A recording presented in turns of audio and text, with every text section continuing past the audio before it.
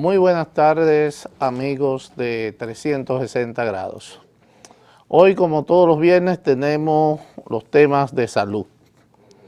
Esta semana ha comenzado con los problemas de cierre de clínicas, huelgas médicas, y nosotros vamos a mencionarlo simplemente.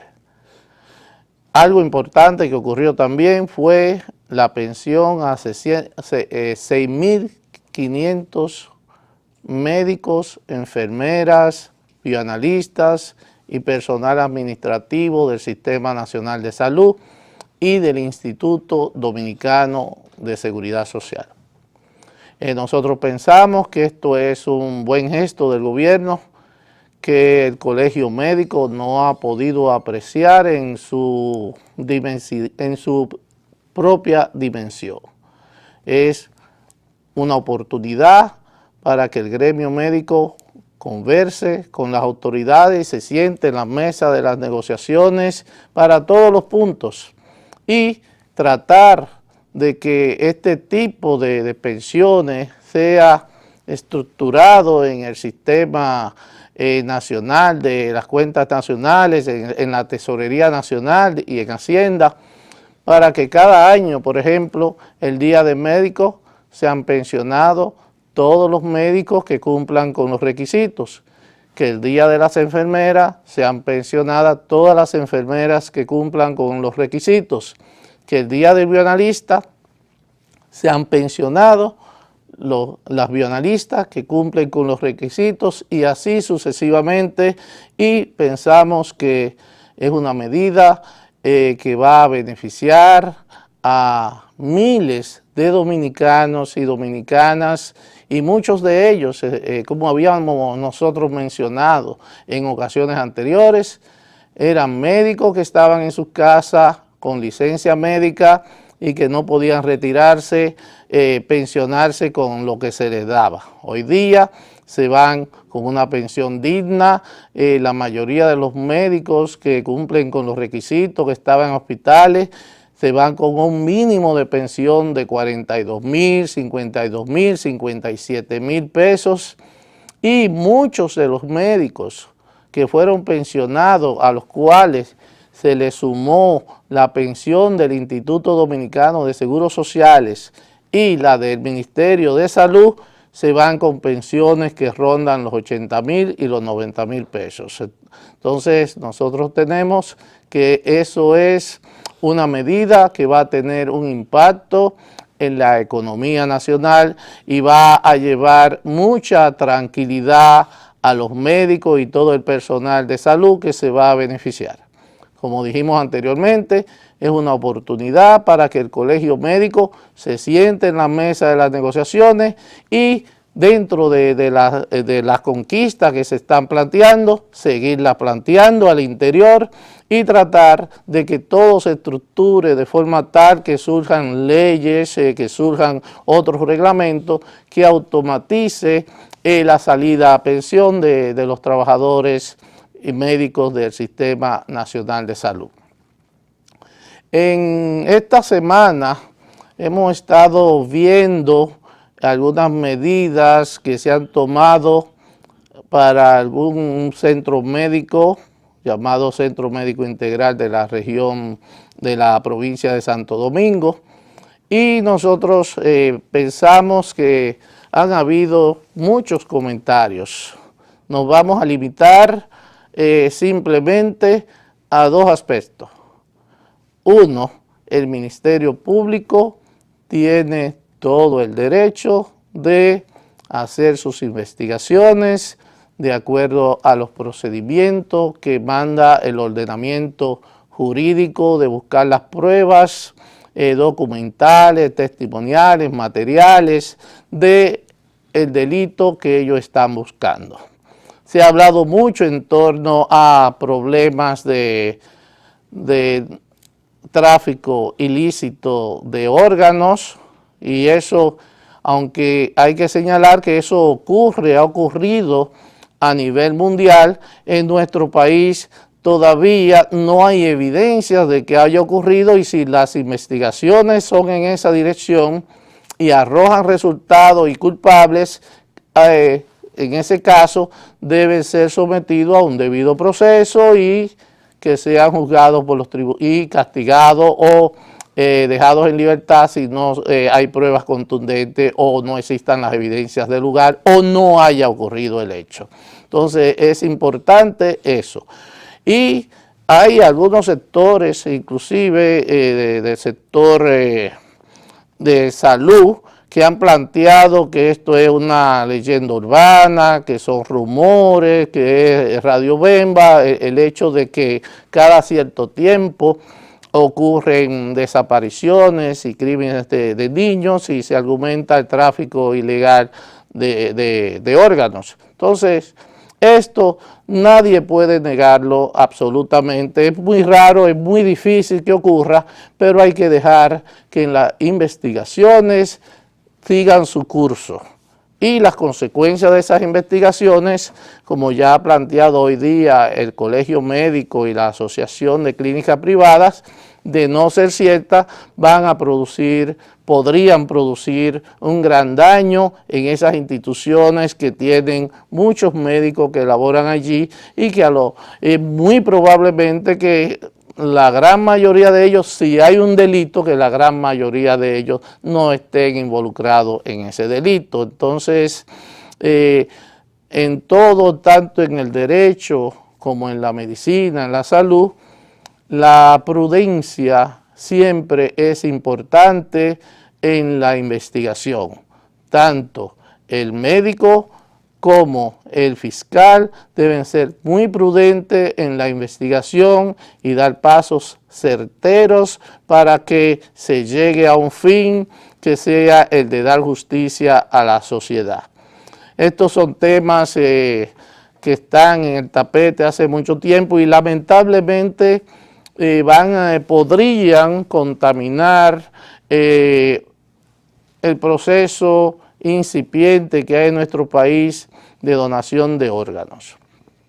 Hay una ley que data del año 1998 que persigue que en nuestro país las personas que se les llama testadores comiencen a firmar documentos y digan, bueno, cuando yo muera pueden tomar mis órganos, no tomen este órgano y este órgano, menos este, y puede desarrollarse en ese sentido la oferta de órganos. Y hay un aspecto que nosotros hemos hablado en muchas ocasiones acá, que es la gran cantidad de personas jóvenes, saludables, que mueren en accidentes de tránsito. Entonces hay que buscar la forma de prevenir esas muertes por accidente de tránsito, continuar profundizándolas, pero cuando ocurran esas muertes, el Estado debe crear mecanismos para que las personas se inscriban voluntariamente, cualquier persona saludable que pueda tener algún tipo de incentivo, por ejemplo, un incentivo fiscal si se inscribe en una lista de testadores o de donantes potenciales en casos de que ocurra, de que pierdan la vida de una manera violenta y sus órganos puedan ser utilizados en el desarrollo de trasplante de personas que están a la espera de órganos. Por ejemplo, en nuestro país hay una gran cantidad, más de 300 personas que están bajo diálisis, mucho más.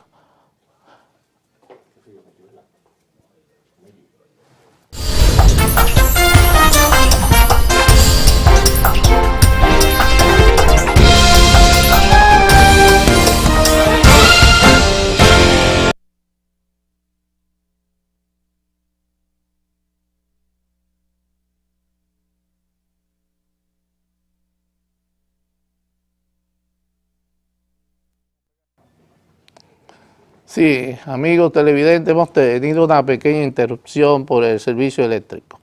Les decía que en el país hay cientos de personas que están sometidas a diálisis renal 3 veces a la semana a la espera de un donante. Ese proceso se limita mucho debido a que no hay suficientes donantes y la lista y los recursos económicos que necesitan los servicios de trasplante, que existen varios en el país, no tienen los donantes definidos de acuerdo a los estudios genéticos de inmunohistoquímica que puedan ser compatibles. Por eso se hace una lista y se buscan a veces, muchas veces se buscan los donantes que sean familiares. Hay familias que son donantes de sus tíos, de sus hermanos, de sus esposas. ¿Sigo? No. Sí, entonces hay este problema, disculpen el problema de la interrupción eléctrica. Les decía que hay donantes familiares y hay donantes que son donantes de cadáveres de personas que han fallecido recientemente. Sí, hay muchas películas que señalan el proceso. Hay una película que fue muy famosa, muy vista hace unos 7, 8 años, que se llamaba o se llama John Q, con Denzel Washington, en el cual trata todo el problema que tiene un ciudadano pobre en los Estados Unidos para conseguir un trasplante. En este caso era un niño, un trasplante de un corazón.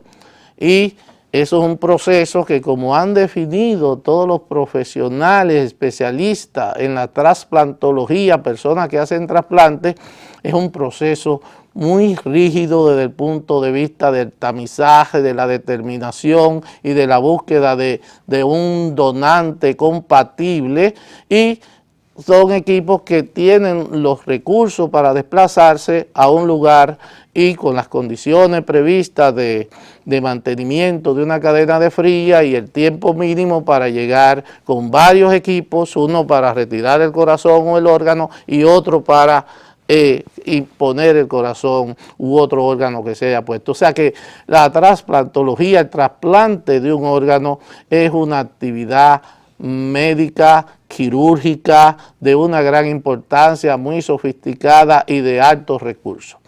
Afortunadamente, en nuestro país ya hemos comenzado a realizar este tipo de trasplante de hígado, de riñón y de corazón. Entonces, el país necesita ver con claridad el problema de los trasplantes.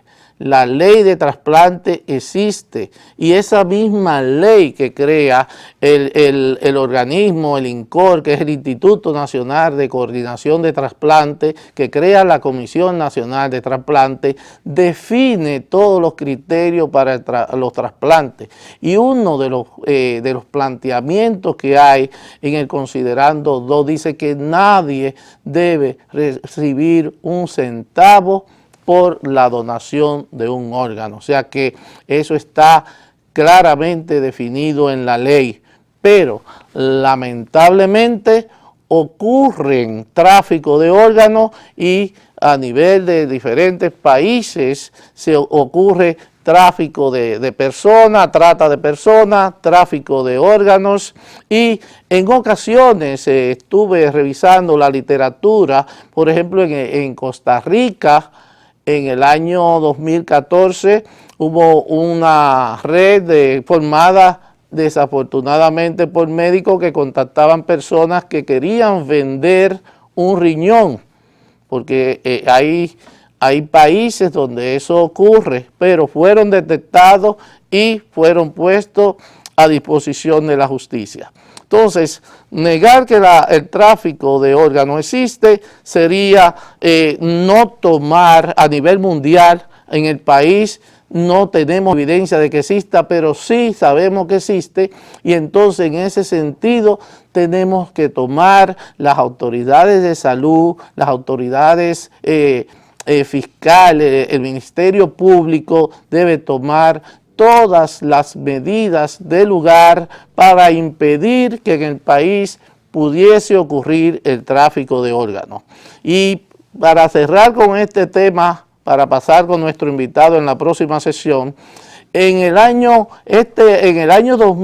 2016, este año, en el mes de mayo, reunidos en Bielorrusia, el Comité de Naciones Unidas para la delincuencia y el uso de drogas ilegales, a solicitud de Bielorrusia, crearon un comité para la investigación de la trata de personas y el tráfico de órganos a nivel mundial. Porque inclusive en esa instancia ahí se planteó en ese momento en Bielorrusia el problema que hay aparentemente real y existente con el ejército islámico, de que estaban matando a los impíos, a los infieles, para retirar los órganos, y ellos tienen dinero y tienen tecnología, y entonces el país debe abrir los ojos, desarrollar su programa de trasplante y con unos criterios claros, y el que incurra en la violación de la ley se le debe aplicar todo el peso de la ley. Vamos a una pausa y en unos momentos venimos con nuestro invitado.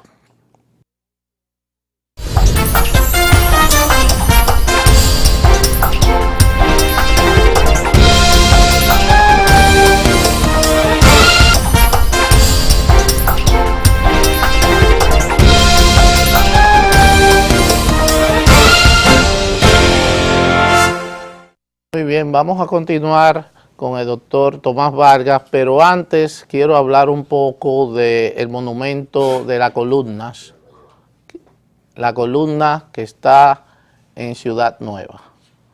En el Malecón hay un monumento que está al final de la calle Sánchez, y nosotros queremos, porque eso es casi el símbolo de Ciudad Nueva, de la calle Sánchez, y tiene un valor histórico, cultural muy importante, y nosotros hacemos mención de este monumento porque queremos que el ayuntamiento del distrito, que ayer firmó un acuerdo con el Ministerio de Obras Públicas para la remodelación y arreglos del Malecón, que por favor incluyan el monumento de la columna. Este monumento data del año 1908, cuando un velandro, un barco, a propósito de como consecuencia de un huracán, se vio a la deriva y las olas lo trajeron hacia esa costa que vemos allí, y un grupo de jóvenes dominicanos, 8 dominicanos y un puertorriqueño, se amarraron para socorrer a los tripulantes de ese barquito que se llamaba el Aurora, un velandro como le llaman, el Aurora, y desafortunadamente fueron arrastrados por las olas, y tanto los que estaban en el barco como los rescatistas fallecieron.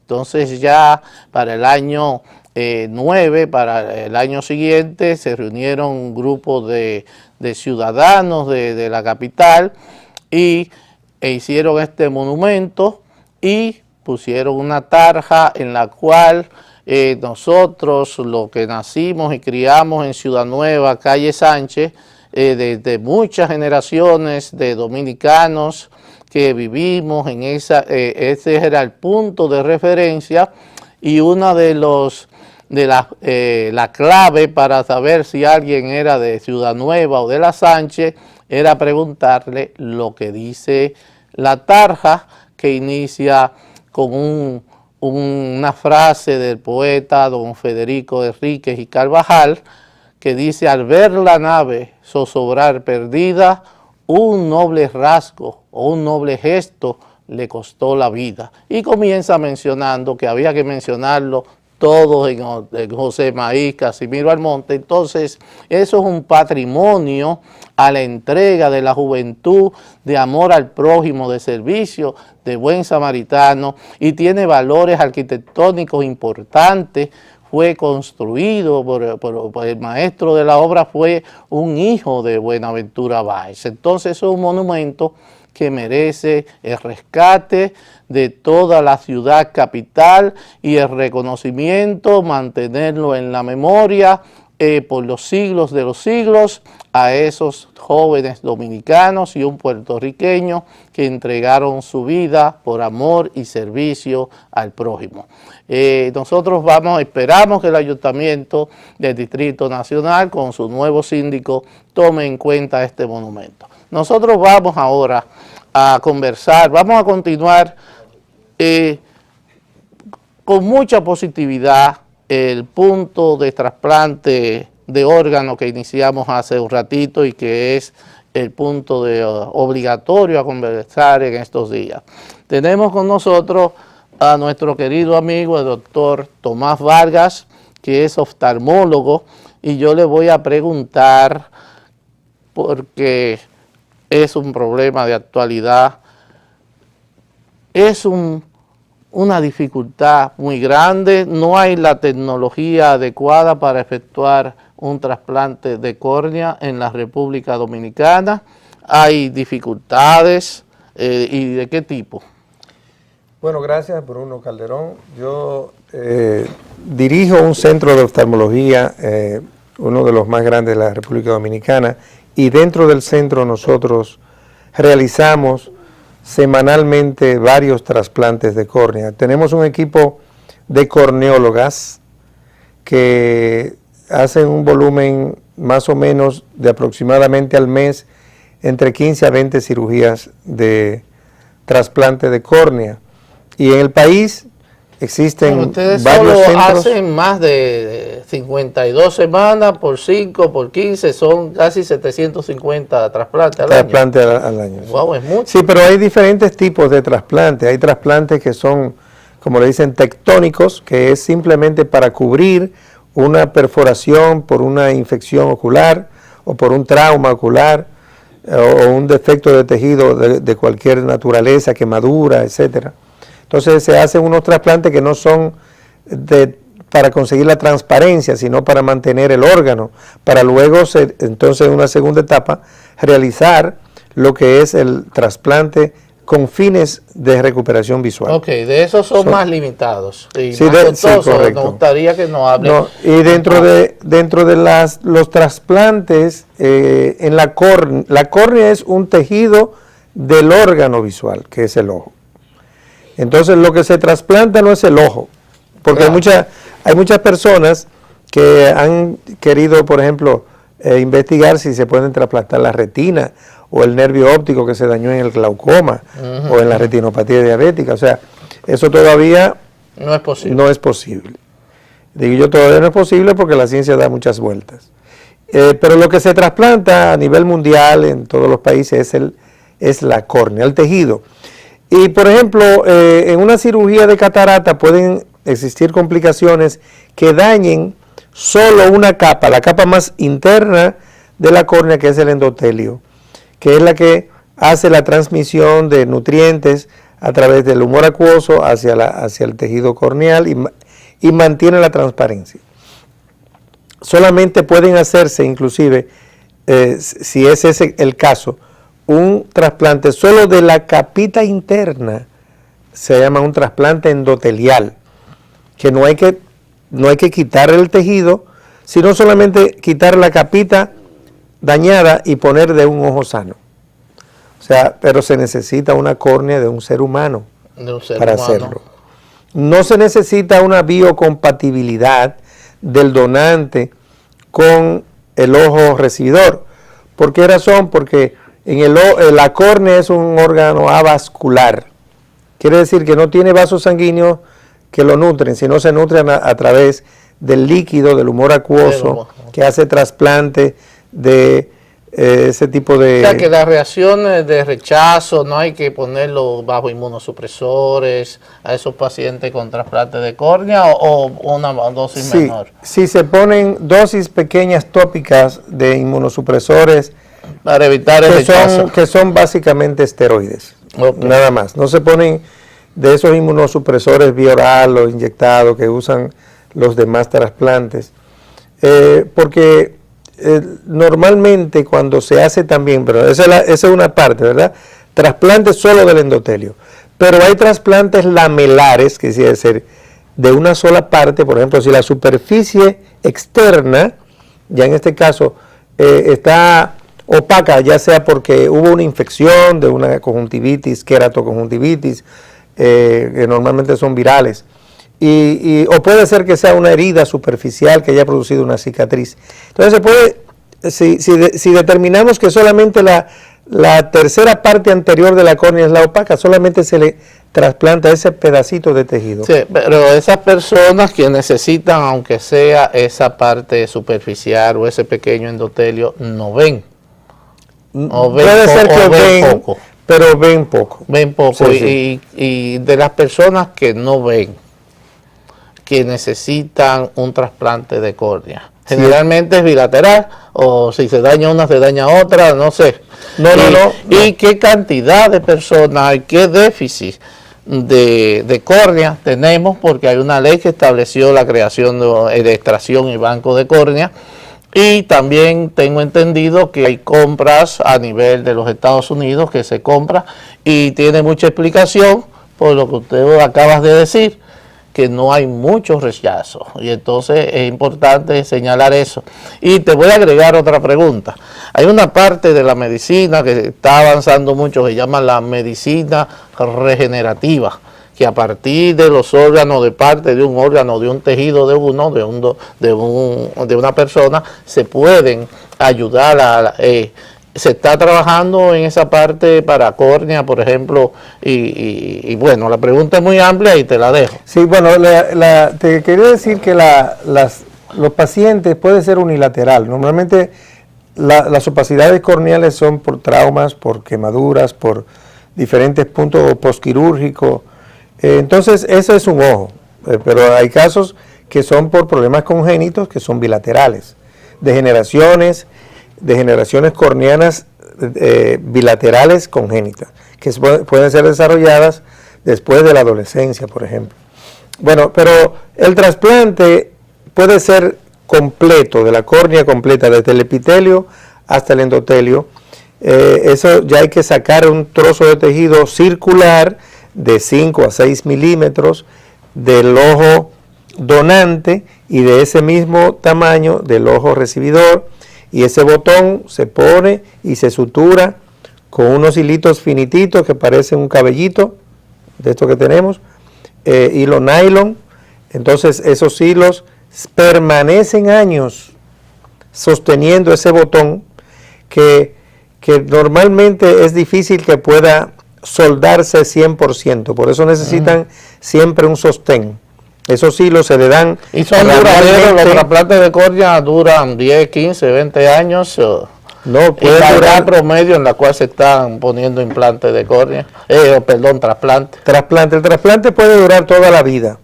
Mientras menos vasos sanguíneos cerca, por eso se pone un botón pequeño en el mismo centro de la pupila. Mientras más pequeño, más probabilidades hay de que no opacifique, porque está más lejos de la periferia, que es donde están los vasos sanguíneos, que son los que llevan el sistema inmunológico de rechazo hacia ese tejido. Sabes que en la República Dominicana, esto es precisamente es un trasplante lamelar. Eso es un trasplante de la superficie superficial de la córnea. Entonces, ¿cuál es la edad más temprana que puede hacer un trasplante de córnea? ¿Un niño? Se puede hacer en niños, sí. Pero no es frecuente. Sí, no es tan frecuente porque las opacidades corneales congénitas de nacimiento no son tan frecuentes. Entonces, te quería decir sobre la parte de dónde conseguimos las córneas. Sí, eso es importante. Que es importante. Casi todos los corneólogos que se dedican al trasplante lo piden internacionalmente. En el instituto tiene un acuerdo con San Diego, un hospital de San Diego que tiene su banco de córneas, y ellos nosotros cuando tenemos una lista de pacientes. Esas córneas están acreditadas por la autoridad sanitaria y estoy casi seguro, pero te hago la pregunta, el instituto donde trabaja debe estar habilitado, certificado por el ministerio para realizar estos procedimientos. Sí, bueno, tiene que estar habilitado con la certificación de las especialistas de córneas. O sea, nosotros, el ministerio nos supervisa anualmente y nos pide la certificación de cada uno de los expertos corneólogos que son los que realizan los trasplantes. O sea, ¿y cuántos corneólogos tenemos en el país que puedan realizar estos En el país existen 20 y algo de corneólogos. En la capital hay 19, no. Sí, la gran mayoría en la capital. En Baní tenemos una persona de mucho prestigio que es el doctor Miguel Ángel López. López Pimentel, ese es vanilejo de mi tierra, sí, y muy amigo nuestro. Sí, sí, un gran profesional. Un gran amigo, hermano del doctor Emilton López. Sí, bueno, sí. Lo conoces bien. En Santiago también hay otros, pero la gran mayoría están concentrados aquí en la urbe, en la gran urbe de Santo Domingo, y más en el Distrito Nacional, entre paréntesis, que en la zona este no hay. No hay corneólogos. No hay corneólogos. No. Tienen que venir a sí, tienen que tratarse y a una persona, el costo, por ejemplo... Déjeme terminar, sí, doctor Calderón, sobre la parte. O sea, hay otros que la importan desde Miami.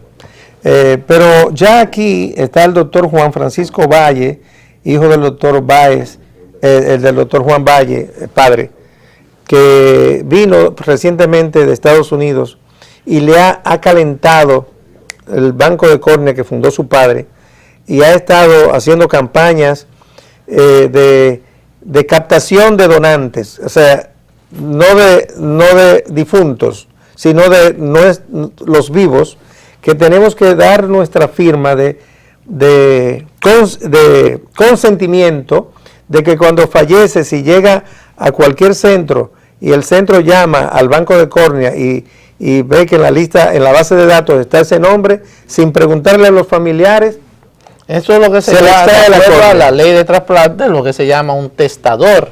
Y nosotros mencionábamos una iniciativa que podría desarrollarse ante ese déficit de donantes en todas las áreas de corazón, riñón, hígado, fundamentalmente, que si se podría crear algún tipo de incentivo fiscal para esas personas que se inscriben como testadores o como donantes a la familia. Porque, por ejemplo, mira, ahora leí hace poco que el Secanot hizo un acuerdo con Japón y Japón le va a donar todos los implementos de un banco de córneas. O sea que dentro de poco ya en el Luis Aybar y el departamento de córnea de Secanot van a tener la posibilidad de los pacientes que fallecen dentro del hospital que hayan firmado y que hayan firmado o que los familiares consientan, van a poder captar córneas para la gran lista de espera que existe, tanto en el Hospital de los Americanos, que también tiene una gran lista, en Secanot hay una gran lista, allá en el Instituto contra la Ceguera también. O sea, hay muchas personas esperando una córnea. ¿Cuáles son los requerimientos para mantener, como no es un órgano, es un tejido, perdón, no muy vascularizado, entonces pues, es un poco más duradero fuera de... O sea, ¿cuál es el proceso que debe seguirse para la conservación y transporte? Por ejemplo, si hay que, más fácil traer al paciente de Jimaní que ir a operarlo a Jimaní, pero si hay que llevar la córnea de Santo Domingo a Santiago, ¿cuáles son los requerimientos técnicos para mantener la calidad de ese producto? Imagínese, doctor, que esa córnea viene de San Diego, que queda allá, del otro lado en el Pacífico. En el Pacífico. Entonces, el cadáver debe de sacársele inmediatamente la córnea. ¿Y qué cadáver queremos? ¿Un cadáver joven? O sea, sí. Preferiblemente joven. Preferiblemente joven. Porque la transparencia de la córnea... Menos de 40 años. Mientras más joven, mejor. No es que una persona de 60 no pueda donar su córnea. Una persona de 70 años puede tener un conteo celular endotelial normal y una córnea totalmente transparente. si no tiene ningún problema congénito. Puede ser que una persona joven tenga una degeneración corneal congénita, o sea que no es la edad la que determina esto. Pero lo que le quiero decir es que debe de ponerse a una temperatura de 5, entre 3 y 6 grados, 5 a 4 es lo ideal, para poder conservar, o sea, bajar lo que es el metabolismo, para poder, el transporte debe de hacerse lo más rápido en avión posible para que llegue desde San Diego aquí al aeropuerto de las Américas, por lo menos en 24 horas, e inmediatamente nosotros ya sabemos que la córnea viene, llamamos al paciente, está preparado, tiene que estar mañana que la córnea viene, mandamos al mensajero al aeropuerto a buscar la córnea, inmediatamente hacia la sala de cirugía y el trasplante se realiza. O sea, que vienen 1 a 1 o 2 a 2, no viene, por ejemplo, mándame una docena de córneas, no. No hay forma, no, escúchame, sí, es para que los televidentes nos comprendan, o sea, se pide cada caso. Y cada caso cuesta por DHL, por $1,000. Lo que sea, $1,000. Una córnea cuesta $1,000 con todo y transporte. Con todo y transporte, más los procesos quirúrgicos y la clínica. O sea que correcto. Podría ser... Aquí son $1,000 para el paciente. Ok. O sea que... y con el hotel, la cirugía y eso, una trasplante de córnea podría ser unos $3,000.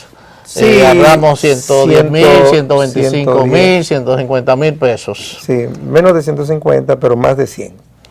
¿Qué otro tipo de trasplante se hace a nivel ocular? Solamente córnea. No, quiero antes de pasar a ese dato, que nosotros, por ejemplo, ya hemos solicitado 20 córneas, pero ellos cuando consiguen 2 para nosotros, porque ellos tienen otros lugares donde enviarlas. ¿Y qué criterios tienen ellos? Ellos piden, bueno, está en Estados Unidos, es afroamericano, hispánico, anglosajón. Cuando se muere un hispánico es que nos lo mandan para acá o nos mandan una córnea de anglosajón, o eso puede variar. No, te hablo porque Estados Unidos es así. Sí, sí, desconozco cuál es el criterio de selección. Sí, pero te puedo decir que ellos nos envían dependiendo de la disponibilidad de ellos, porque ellos tienen dentro del mismo San Diego sus necesidades dentro de Estados Unidos y otros países del mundo que le piden córnea, pero ellos... Otra pregunta, de las córneas, del banco de sangre de córnea, del banco de córnea de dominicano, perdón, ¿cuántos trasplantes se hacen anualmente? O sea, ese banco, ¿cuánta córnea colecta al año?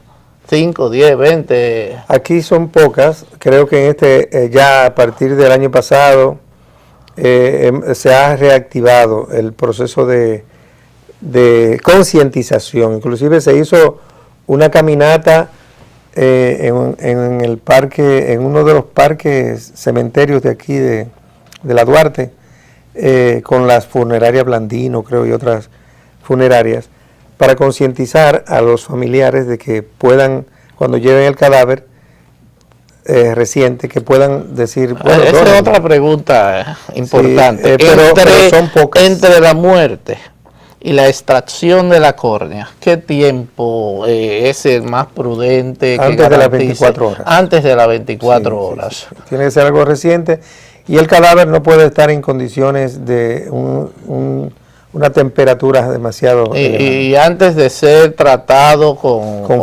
tratamiento que se les da a esos cadáveres.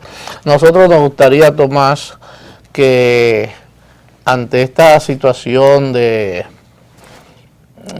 poca fe que tienen muchos ciudadanos con relación a los trasplantes, ¿qué usted le puede decir al pueblo dominicano, a las personas que nos ven, de cuán importante es donar su córnea? No solamente la córnea, sino cualquier órgano que usted no va a usar ya porque perdió la vida. Yo creo que debería de darle la oportunidad a algún vivo que pueda estar en mejor condición de salud con el órgano que va a prolongar tu vida, o sea, tu parte de tu cuerpo va a prolongar su existencia en otro cuerpo. Creo que eso no es nada que va en contra de los cánones religiosos. O sea, todas las religiones permiten eso. No sé si los adventistas, hay unos que son testigos de Jehová que no permiten que le hagan transfusiones sanguíneas, por ejemplo. Pero ellos permiten córnea. No sé, bien, desconozco si ellos tenemos permiten. de tarea porque usted y yo tenemos Sí. amigos y familiares que son testigos de Jehová. Testigos de Jehová. Amigos televidentes, disculpen, ha sido un programa un poco atropellado por un par de apagones y otros eventos, y entonces nosotros le agradecemos su atención y será hasta la próxima ocasión.